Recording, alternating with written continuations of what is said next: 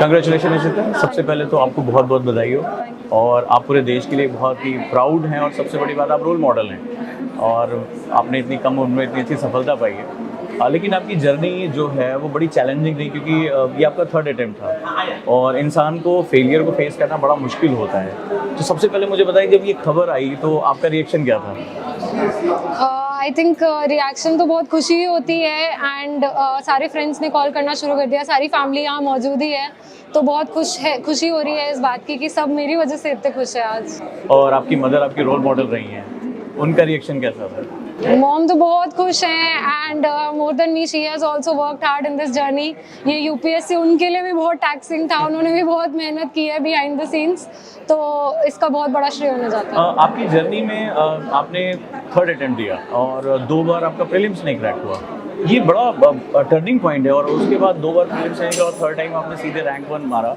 मैं इसलिए क्वेश्चन पूछ रहा हूँ कि बहुत से ऐसे स्टूडेंट हैं जो पढ़ाई के दौरान एक अटेम्प्ट में अगर वो नहीं निकला तो वो टूट जाते हैं, उनको लगता है नहीं मेरे लिए कुछ नहीं है, मुझे छोड़ देना चाहिए, बहुत अधिक 2 तक पहुँचे, गिव अप कर देते हैं। क्या मैसेज है उनके लिए आप? आई थिंक आप देखिए, अगर एक और अटेम्प्ट के लिए स्टेमिना है, क्योंकि एग्ज़ाम बहुत लंबा है, 1 साल पढ़ना पड़ता है और 1 साल का तो एग्ज़ाम होता है, तो कम से कम 2 साल का स्टेमिना अगर आप में है और अगर आपने अपनी गलतियां आइडेंटिफाई कर ली हैं जिस पे आप काम कर सकते हैं। मुझे ऐसा लगा था कि I can do this, so and I wanted to do it, तो विलिंगनेस थी, एबिलिटी थी, तो फिर रुकने का तो कोई सवाल नहीं था। I worked hard and I went for my third attempt. जब हम आईएएस के लिए सोचते हैं तो सबसे बड़ा एक मोटिवेटिंग फैक्टर होता है कि मुझे आईएएस क्यों बनना है, आपका फैक्टर क्या था? I think I grew up in an air force family, तो वो जो सेंस ऑफ ड्यूटी होती है, एक सेंस ऑफ सर्विस होता है कि I am serving my country, मेरे लिए वही सबसे बड़ी बात थी बचपन से।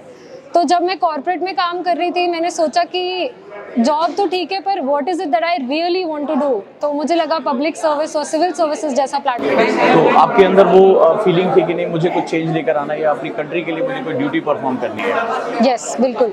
वंडरफुल। और आपका जो बैकग्राउंड है ग्रेजुएशन का वो इकोनॉमिक्स है और आपका ऑप्शन PSIR है, तो आपने कैसे मैनेज किया उसको? आई थिंक PSIR मुझे बहुत ही दिलचस्प सब्जेक्ट लगा था एंड ग्रेजुएशन में मेरा इलेक्टिव रह चुका था, तो इसीलिए मुझे थोड़ा आइडिया था। फिर मैंने मटेरियल देखा और मुझे लगा this is somewhere I can do well, मेरी राइटिंग स्किल्स मैं यूज़ कर सकती हूँ यहाँ पे और इंटरनेशनल रिलेशंस जैसे कंटेम्प्रेरी सब्जेक्ट को मैं हैंडल कर सकती हूँ, इसलिए मैंने। और आंसर राइटिंग में कैसे फोकस किया आपने?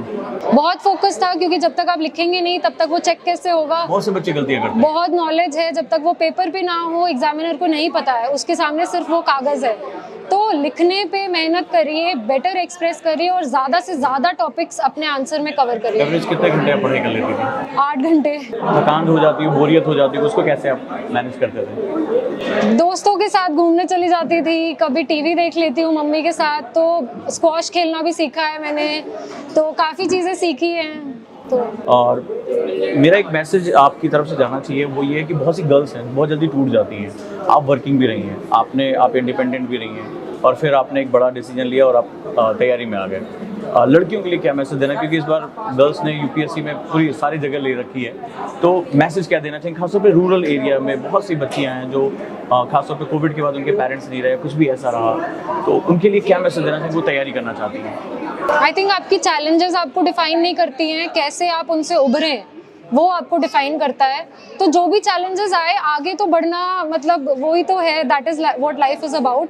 तो चाहे आप रूरल बैकग्राउंड से हो या आपके पेरेंट्स ना हो, ये सारी प्रॉब्लम्स हैं, जेन्युइन प्रॉब्लम्स हैं, लेकिन हमारा ये फ़र्ज़ बनता है कि हम अपना बेस्ट दें। We should give our best no matter what the circumstances, and even if after I failed I try to give my best in my third attempt, and मेहनत का फल तो अच्छा ही हो। वंडरफुल। NCERTs का क्या इंपॉर्टेंस है? बहुत इंपॉर्टेंस है। NCERTs फाउंडेशन बनाती हैं, आपको आइडिया देती हैं कि हमारे देश में क्या इंपॉर्टेंट मुद्दे हैं, किन के बारे में हमें जानना ज़रूरी है। It is non negotiable to not know about this things. So यहाँ गलती ना करें, बेसिक्स पे फोकस करें और कुछ भी बेसिक क्वेश्चन ना गलत करें। और अगर हम डिमोटिवेट हो जाते हैं तो हम खुद को मोटिवेट कैसे करें? ये बहुत बड़ी मतलब प्रॉब्लम। मोटिवेशन तो वन टाइम चीज़ है, वो आपकी हैबिट होनी चाहिए कि मूड जैसा भी हो, मोटिवेशन जैसा भी हो, पढ़ तो मैं लेती हूँ, तो मोटिवेशन मेरा भी बहुत डाउन होता था, but motivation does not last you 3 years, it is your habit, it is your discipline that last you 3 years। तो वो हैबिट। और फ्यूचर एस्पिरेंट्स के लिए क्या मैसेज देना चाहेंगे आप? अगर आप ये जर्नी चूज कर रहे हैं तो प्लीज सिंसियरली इसमें काम करें, be honest with your self, be very professional about your targets कि हाँ 8 घंटे पढ़ना है तो पढ़ना है, और ब्रेक लेना है तो ब्रेक लेना है, तब पढ़ाई की टेंशन ना लें। Thank you so much.